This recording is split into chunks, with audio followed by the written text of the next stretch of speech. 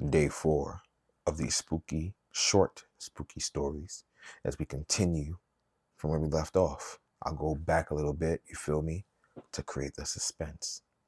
Our town had been normal, like every other, and in the blink of an eye, everything was gone. Parents, we were covered in them. Teachers, upon pushing through the school entrance, there was carnage. Traumatized 14-year-olds were hysterical, dripping in scarlet, while the other kids seized the opportunity to run wild without adult authority, trashing classrooms and raiding vending machines. It was everyone. 99.9% of our town's population exploded that day. But it was my mother who was still staining my face, her blood ingrained into my flesh. I couldn't scrub her off no matter what I did. The outside came to help in a matter of hours. I wouldn't call it help, though. According to the outside, we were a town going through an unprecedented event, which meant a quarantine cutting us off from the outside world. After briefing us in the school auditorium, we were told not to panic and that help was coming. Spoiler alert, they were scared of us and what they thought was a contagion. So that so-called help didn't exist. That left babies without mothers, the preschoolers without parental figures, and an entire school of teenagers to fend for themselves.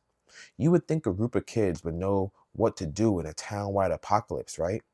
Especially when we had been abandoned by the outside world. In the first few weeks, we went kind of insane. Lord of the Flies insane. If you were vocal, you became a leader. And that meant the popular kids started to take control, taking advantage of kids with no family and nothing to lose, and recruiting them into gangs. Thankfully, that stopped when help did eventually come. Several drones were sent into our quarantine zone 1 month into the town-wide lockdown. They brought boxes full of medical supplies, food, electronics. Despite them turning off the internet 2 months later due to a breach in security, Wendy Carmichael had made a now deleted Reddit post entitled, "We Are Trapped, the story of my town under quarantine." Wendy quickly became an outsider after we were forced to hand over all of our electronics. There were also instructions on building a community in unprecedented times. We were told to elect a leader, a spokesperson who would make the rules. Gracie Lockhart became that person. She was the only one who wanted to run, and I guess everyone was scared of her because her now dead father happened to be mayor. Still, though, kids wanted someone to look up to, someone to tell them what to do and give them a sense of purpose.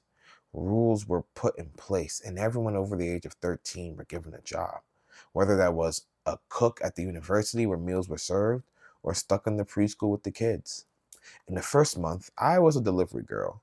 When the electronics were still working, kids used all that pent-up frustration and trauma on shopping. So I wake up at 5 a.m. every day, bike to the barrier, then in between our town and the outside world, and pick up the growing mountain of Amazon packages dumped on our side. I enjoyed my time as a delivery girl. I used it as a distraction thinking about my mom's death. I barely saw my sister and brother apart from at night.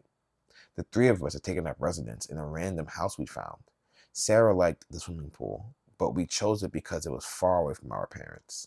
Sarah's job was at the kindergarten, which she hated with a passion, while Nathaniel was an unwilling member of the research committee.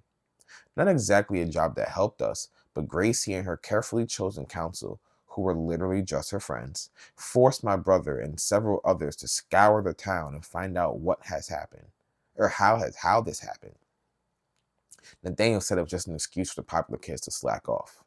We already had a scientific explanation presented to us by the CDC themselves.